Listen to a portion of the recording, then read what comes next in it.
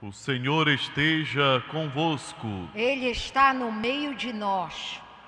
Proclamação do Evangelho de Jesus Cristo, segundo Mateus. Glória a vós, Senhor. Naquele tempo, disse Jesus às multidões: Com quem vou comparar esta geração? Como crianças sentadas nas praças, que gritam para os colegas, dizendo: Tocamos flauta, e vós não dançastes. Entoamos lamentos, e vós não batestes no peito. Veio João, que não come e nem bebe, e dizem: ele está com um demônio. Veio o Filho do Homem, que come e bebe, e dizem: é um comilão e um beberrão, amigo de cobradores de impostos e de pecadores. Mas a sabedoria foi reconhecida com base em suas obras. Palavra da salvação. Glória a vós, Senhor.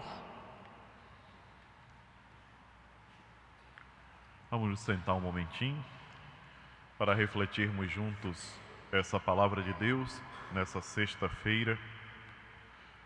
Nós já nos aproximamos do terceiro domingo do Advento e essa semana foi uma semana particularmente voltada à oração, de modo particular, à reflexão daquilo que ouvimos no domingo passado, no domingo anterior. O Senhor que nos pede para rezarmos sem cessar.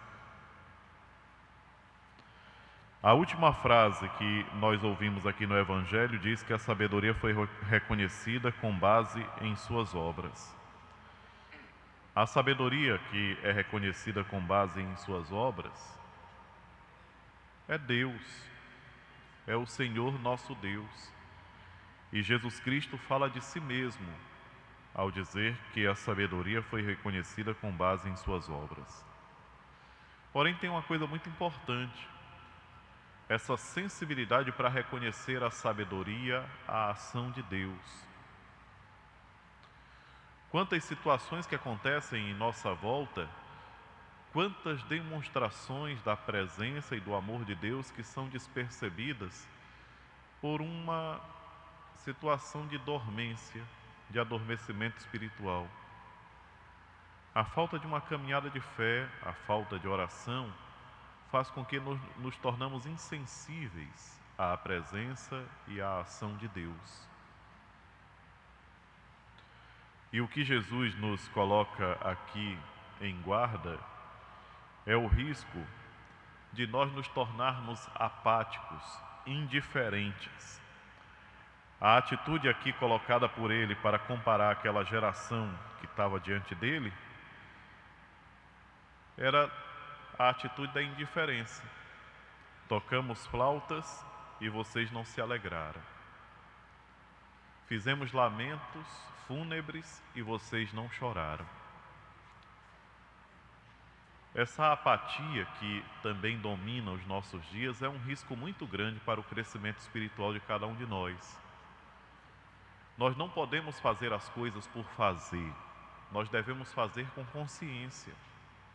Se nós tomamos na mão um terço para rezar, nós devemos ter essa consciência que nós estamos rezando um terço, de que nós estamos oferecendo aquela oração por uma situação bem concreta, que nós estamos invocando a presença de um Deus que é um Deus vivo e verdadeiro, o único e verdadeiro Deus. E fazendo as coisas com consciência, a nossa vida vai tomando realmente significado. O que acontece na maioria das vezes é que as pessoas que fazem tudo de maneira muito distraída e apática, elas começam a se aprofundar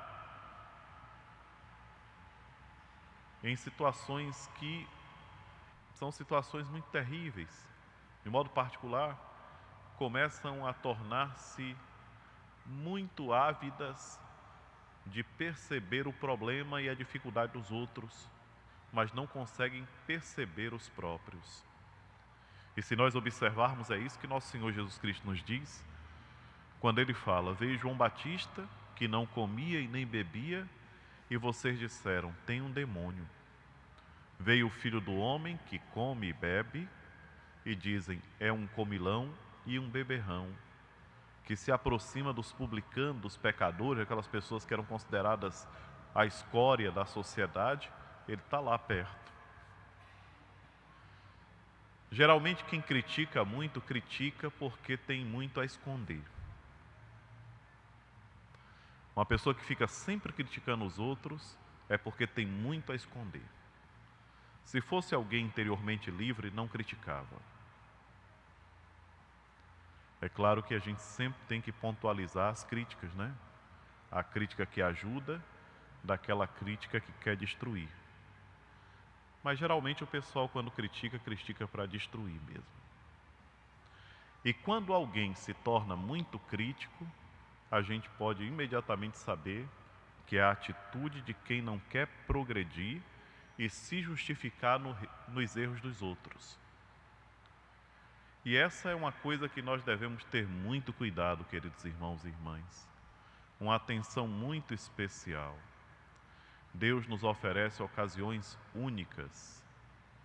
E o Advento é uma dessas ocasiões.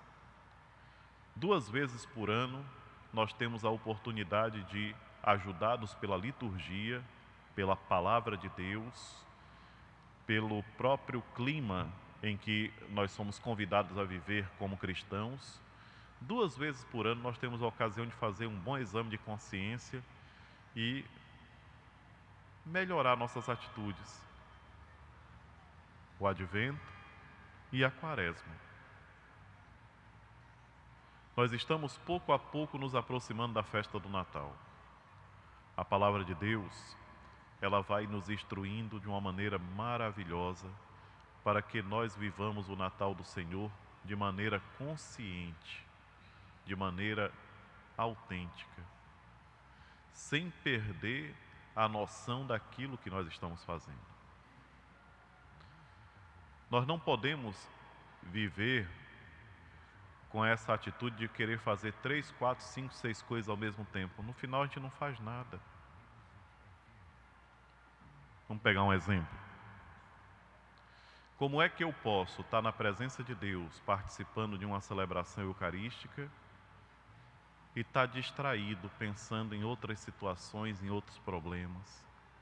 Como é que eu posso me sentar para fazer um momento de oração diante do Senhor, e naquela hora começar a mexer numa coisa e noutra, a me distrair com uma coisa e outra?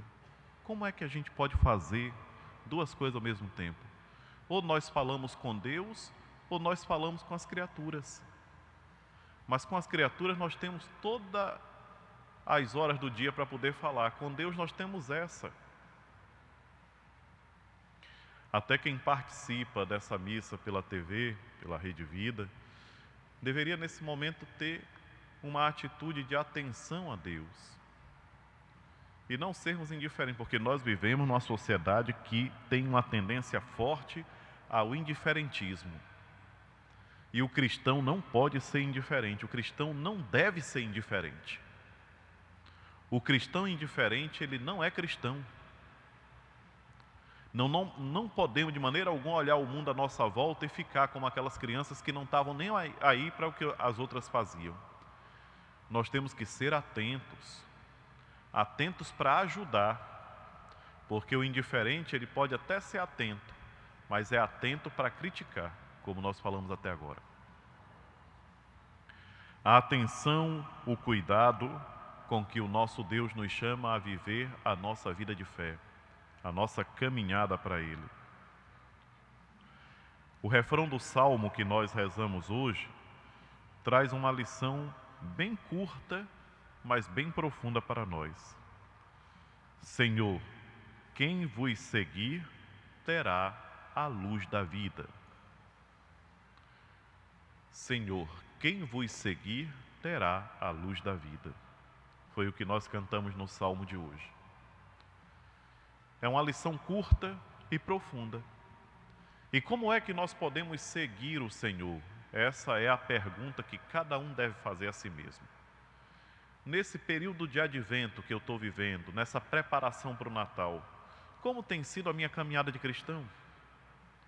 É interessante de vez em quando nos fazermos essas perguntas, porque dessas perguntas depende o nosso progresso espiritual. A gente não está na igreja para perder tempo. Nós não paramos na frente de uma televisão para participar de uma missa para perder tempo. Nós não vestimos os paramentos aqui de padre para perder tempo. Nós não temos tempo a perder. Muito menos quando se diz respeito à nossa salvação, à nossa vida de fé, aquilo que nós devemos alcançar e quantas coisas nós temos que alcançar, meus irmãos e minhas irmãs. Se nós olharmos rapidamente a nossa vida, quantas situações que precisam ser resolvidas, quantas coisas que nós precisamos alcançar. E nós precisamos alcançar com a graça de Deus, com a coragem que nos vem do Evangelho, deixando-nos iluminar por nosso Senhor Jesus Cristo. É interessante que a coroa do Advento, assim como o Círio Pascal, nos lembram a luz. A vela acesa, ela nos lembra a luz, nos lembra o próprio Cristo. A coroa do Advento, que vai sendo pouco a pouco acesa, vai nos dando ideia que à medida que nós nos aproximamos dele, tudo fica mais claro. No primeiro domingo, uma vela acesa, na primeira semana. Na segunda semana, uma outra. 2 velas acesas brilham mais do que uma. É uma questão de lógica que não precisa nem falar. No terceiro domingo, a terceira vela, e aí tudo fica mais luminoso. Até que acendemos as 4 velas, e aquela coroa que começou de maneira muito discreta, a um certo momento torna-se uma fonte de luz, que ilumina e nos mostra aonde estamos e o que estamos fazendo. Assim é nosso Senhor Jesus Cristo. À medida que nos aproximamos dele, à medida que nos deixamos iluminar por ele, nós conseguimos ter uma visão cada vez mais clara do que precisa ser resolvido na nossa vida, não na vida do outro. Porque o costume é sempre esse, a vida do outro. É o outro que tem que melhorar, é o outro que tem que mudar, é o outro que tem que começar a caminhar na linha, é o outro que tem que fazer diferente. Enquanto que o convite que Jesus nos faz é nos aproximarmos dele e cada vez que nos aproximarmos do Senhor, tomarmos mais consciência do que precisa ser mudado na nossa vida. Queridos irmãos e irmãs, nós temos ainda uns 13 dias, mais ou menos. E daqui a alguns dias nós vamos começar a novena de Natal. Ontem eu até brincava na celebração que eu estava aqui dizendo que eu estou fazendo uma propaganda grande da novena de Natal, mas não é porque eu estou vendendo os livrinhos não tenho nenhum para vender, tenho o meu, que não está à venda. Mas eu estou fazendo uma campanha nas missas transmitidas e naquelas que não são transmitidas pela TV, dizendo que nós precisamos recuperar esse costume da novena de Natal, em família. Temos que nos organizar, porque daqui a um dia nós vamos começar e fazer uma novena preparando-nos para a festa do Senhor. Nós fazemos tantas novenas, a novena de Nossa Senhora de Nazaré, a novena da Divina Misericórdia, são inúmeras as novenas que nós fazemos.